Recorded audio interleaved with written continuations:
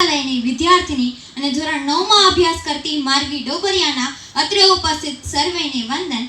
આજના મારા વક્તવ્યનો વિષય છે વન નેશન વન ઇલેક્શન વિકસિત ભારત માટે માર્ગ મોકળો। આ એ ભારત કે જે એક સમયે સોને કી ચિડિયા કહેલાતો કે જેને હવે આપણે સોનાનું બાજ બનાવવાની જરૂર છે।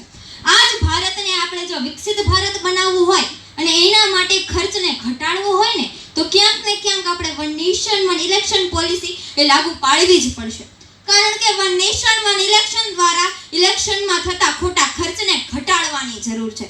કારણ કે વિકસિત ભારત માટે વન નેશન વન ઇલેક્શન એવી ભૂમિકા ભજવે છે કે જે કોઈ પણ બિલ્ડિંગના બનાવવામાં પાયારૂપી લોખંડ ભાગ ભજવે છે। આના માટે જ આ દેશને ફરીથી one nation one election policy લાગુ પાડવી પડશે। કારણ કે આ કોઈ નવો વિચાર નથી। 1952 થી લઈને 1967 સુધી આ વિચાર લાગુ પાડેલો જ હતો। તો જરૂર છે આ દેશને એ જ વિચારને ફરી લાગુ પાડવાની। માટે કહું છું કે વન નેશન વન ઇલેક્શન એ કોઈ સામાન્ય બાબત નથી। વિકસિત ભારત માટેના દોડને માર્ગ મોકળો કરનાર એક વિશિષ્ટ અંગ છે। આ વિકસિત ભારતને ખરા અર્થમાં જો વિકસિત ભારત બનાવવું હોય, વિકાસશીલ દેશમાંથી વિકસિત બનાવવું હોય ને તો એના માટે આ દેશને ફરી એક વખત one nation one election policy લાવી અને નેતાઓ જે ચૂંટણીમાં નકારાત્મક રીતે અને ખોટી કામમાં જે ટાઈમ બગાડે છે ને એને પ્રજા માટે પબ્લિસિટીની જગ્યાએ પ્રજા માટે કાર્ય કરવાની જરૂર છે।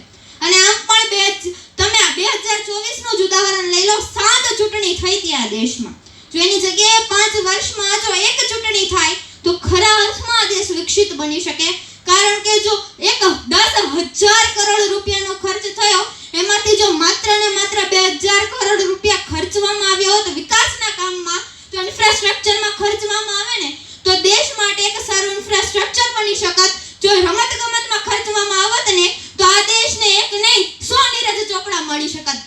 માટે આ દેશને જરૂર છે ફરી one nation one election policy અપનાવી આ દેશને ખરા અર્થમાં વિકસિત બનાવવાની। કારણ કે એટલા માટે જરૂરી છે કે સરકારી કર્મચારીઓ તો 2-3 મહિના સુધી આ જ કાર્યમાં વ્યસ્ત થઈ જાય છે। પણ એક વખત વિચાર કરો તેના દ્વારા જે સરકારી કાર્યને અને જે દેશને ખોટ પડી છે એ ખોટને કોણ પૂરી કરશે? જે વ્યક્તિત્વ ચૂંટાઈને આવશે તે વ્યક્તિએ સમયને પૂરી કરી શકવાનો છે ખરા? માટે આ બાબત જરૂરી છે કે one nation one election policy દ્વારા આ દેશ એક તાંતને બંધાય અને એક સાથે સમયની બચત કરે, યુવા જગત પોતાના વિચારની બચત કરે। કારણ કે આજની મીડિયા એ જ કવરઅપમાં લાગી પડી છે કે કઈ વ્યક્તિ કઈ પાર્ટી ચૂંટણી જીતશે।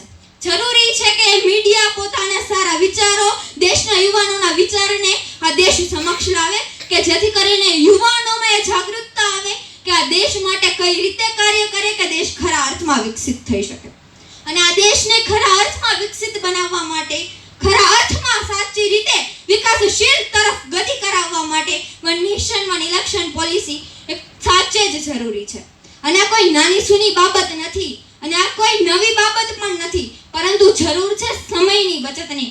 કારણ કે જો આટલા વર્ષો સુધી 2025 માં લગભગ 6 ચૂંટણીઓ આવશે તો એક વખત વિચાર કરી જુઓ 6 ચૂંટણીઓ, ગયા વર્ષે ગયેલી 7 ચૂંટણીઓ, એમાં થતા ખર્ચને આપણે કઈ રીતે બચાવવો, એમાં વ્યય થતા સમયને કઈ રીતે બચાવવો।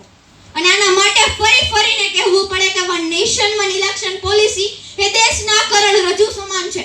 કારણ કે આ ભારત દેશ માત્ર ને માત્ર વિશ્વનો સૌથી મોટો લોકશાહી દેશ નથી, પણ વિશ્વમાં સૌથી મોંઘી ચૂંટણી કરાવતો પણ દેશ છે। માટે કહેવું પડે છે ખોટા ખર્ચને અટકાવીને, ખોટી બાબતોને અટકાવી અને ખોટા વિચારોને અટકાવીને નેતાને કામ કરતા કરીને અને સરકારી કર્મચારીઓને પોતાના કામોમાં વ્યસ્ત કરીને જ આ દેશ વિકાસશીલ તરફ ગતિ કરી શકશે। અંતમાં તો હું એટલું જ કહેવા માંગુ છું કે ભારતીયો જો એક છે તો ભારત અખંડ છે। ભારતીયો જો એક છે તો ભારત અખંડ છે। ચૂંટણી જો એક છે તો વિકસિત આ દેશ છે। ચૂંટણી જો એક છે તો વિકસિત આ દેશ છે। અસ્તુ, જય હિન્દ, જય ભારત।